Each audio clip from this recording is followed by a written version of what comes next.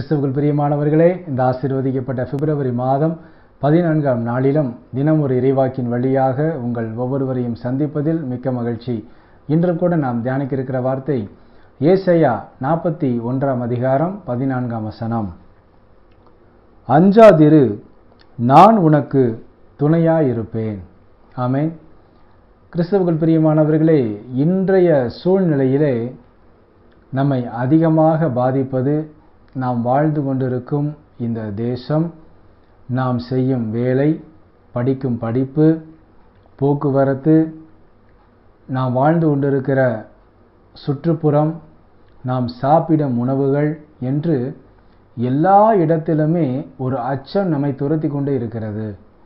ஆம் கிறிஸ்துவுக்குள் பிரியமானவர்களே, எந்த சட்டங்கள் எப்பொழுது யார் மீது பாயும் என்று தெரியவில்லை.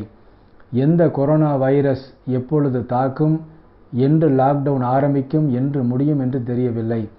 எல்லாமே ஒரு புதிராக இருக்கிறது. ஆனாலும் கடவுள் நம்மை பார்த்து சொல்லுகிறார், எதை குறித்தும் நீங்கள் பயப்பட வேண்டாம், அஞ்ச வேண்டாம், ஏனென்றால் நான் உனக்கு துணையாக இருப்பேன் என்று வாக்கு கொடுக்கிறார். ஆம் கிறிஸ்துவுக்குள் பிரியமானவர்களே, பல குடும்பங்களில் பார்த்தீங்கன்னா வீட்டுக்குள்ளேயே பலவிதமான பிரச்சனைகள், சமாதான குறைவுகள்.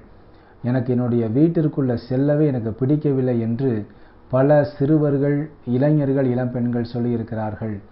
பல குடும்பங்களில் அந்த குடும்பத்தில் வாழும் பெரியவர்களுக்கு, வயதான பெரியவர்களுக்கு எனக்கு வாழவே பிடிக்கவில்லை, நான் எப்படா இந்த குடும்பத்தை விட்டு நான் வெளியே போகணும், ஏந்தா என்னை கடவுள் இன்னும் உயிரோடு வச்சிருக்கிறாரோ என்று பலவிதமான கலக்கத்தோடு பல பெரியவர்கள் வாழ்ந்து கொண்டிருக்கிறார்கள். எப்பேற்பட்ட சூழ்நிலை வந்தாலும் தயவு செய்து இது போன்ற ஒரு நெகட்டிவான எண்ணங்கள் உங்களுக்கு வரக்கூடாது.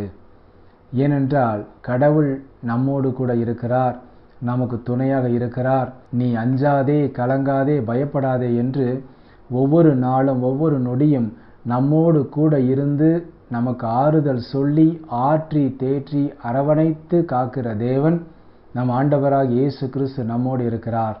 ஆகவே எதை குறித்தும் நீங்கள் கவலைப்பட வேண்டாம். கடவுள் உங்களுக்கு துணையாக இருந்து இப்பொழுது இருக்கும் மோசமான நிலையையும் கடவுள் உங்களுக்கு மாற்றி போடுவார். உங்கள் குடும்பத்திலே நீங்கள் செய்யும் வேலை, நீங்கள் செய்யும் தொழில், நீங்கள் படிக்கிற படிப்பு எல்லாவற்றிலும் கடவுளுடைய கரம் கூட இருக்கும்.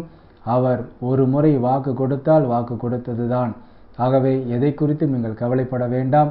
இந்த வாக்கை நீங்கள் உங்கள் உள்ளத்திலே பதித்து ஒவ்வொரு முறையும் நீங்கள் உங்களுடைய சூழ்நிலை மாறும் பொழுது, உங்களுக்கு ஒரு தடுமாற்றம் ஏற்படும் பொழுதெல்லாம் இந்த இறைவாக்கை நீங்கள் சொல்லி சொல்லி கடவுளின் முன்பாக அறிக்கையிடுங்கள்.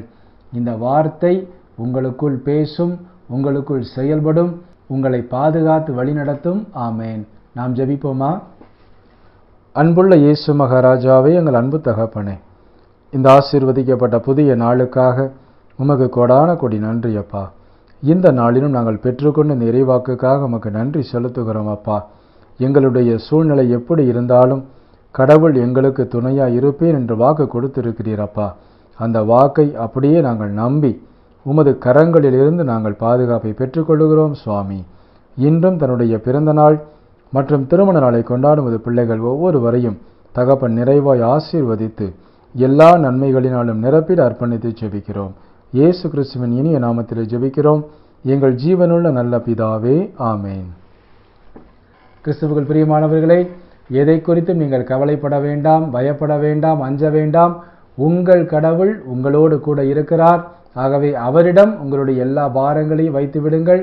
அவர் உங்களுக்கு ஆறுதல் அளித்து ஆற்றி தேற்றி அரவணைப்பார். ஆமேன். God bless you.